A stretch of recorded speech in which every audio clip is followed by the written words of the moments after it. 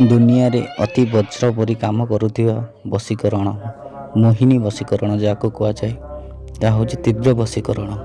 ନମସ୍କାର ଦର୍ଶକ ବନ୍ଧୁ, ଆମର ଓଡ଼ିଆ ଦିବ୍ୟ ଶକ୍ତି ଚ୍ୟାନେଲକୁ ଆପଣମାନଙ୍କୁ ସ୍ୱାଗତ ଜଣାଉଅଛି। ଚାଲନ୍ତୁ ଆଜି ଜାଣିବା, ଯେଉଁ ଲଭ୍ରେ ଅଧିକାଂଶ ଦେଖିବାକୁ ମିଳୁଛି, ଅଧିକାଂଶ ଲଭ୍ ଅଧାରୁ ଛାଡ଼ି ପଳାଇ ଯାଉଛନ୍ତି, କିଏ ଅଧାରୁ ଧୋକା ଦେଉଛନ୍ତି, ଅଧାରୁ ବ୍ରେକଅପ୍ ହେଇଯାଉଛି। ତ ସେଭଳି କ୍ଷେତ୍ରରେ ଆମେ ବହୁତ ପଇସା ଖର୍ଚ୍ଚ କରି ଇଆଡ଼େ ସିଆଡ଼େ ଠକାମି ହାବୁଡ଼ରେ ପଡ଼ିଥାଉ, କିନ୍ତୁ ଯାହାଫଳରେ ଆମକୁ ଉଚିତ ମାର୍ଗର ବାଟ ଜଣାନଥାଏ। ତ ବଶୀକରଣ ପାଇଁ ତ ଆମେ ଆତା ପାଖକୁ ଯାଇଥାଉ, କିନ୍ତୁ ତା କାମ କରିନଥାଏ। ତ କେମିତି କରିବା ବଶୀକରଣ? ଦେଖନ୍ତୁ, ଏ ବଶୀକରଣଟି କରିବା ପାଇଁ ଗୋଟେ ଶନିବାର ଦରକାର, ନହେଲେ ନାହିଁ ଅମାବାସ୍ୟା କିମ୍ବା ଗ୍ରହଣ, ଯେକୌଣସି ବାରରେ ଆପଣମାନେ ଏହାକୁ କରିପାରିବେ।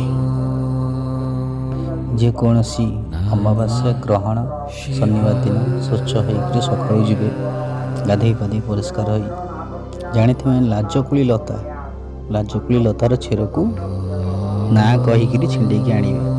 ମନ୍ତ୍ରକୁ 7 ଥର ପଢ଼ି 9 ଥର ଫୁଙ୍କ ମାରିବେ। ମନ୍ତ୍ରଟି ହେଲା ଓମ୍ ହ୍ରିଂ କ୍ଲିଂ କାମାକ୍ଷା ଦେବୀ ମମ ବଶଂ କୁରୁ କୁରୁ ସ୍ୱାହା। ଓମ୍ ହ୍ରିଂ କ୍ଲିଂ କାମାକ୍ଷା ଦେବୀ ମମ ବଶଂ କୁରୁ କୁରୁ ସ୍ୱାହା। ଏହି ମନ୍ତ୍ରରେ ଚେରକୁ ଅଭିମନ୍ତ୍ରିତ କରି ବେକରେ ଧାରଣ କରିବେ।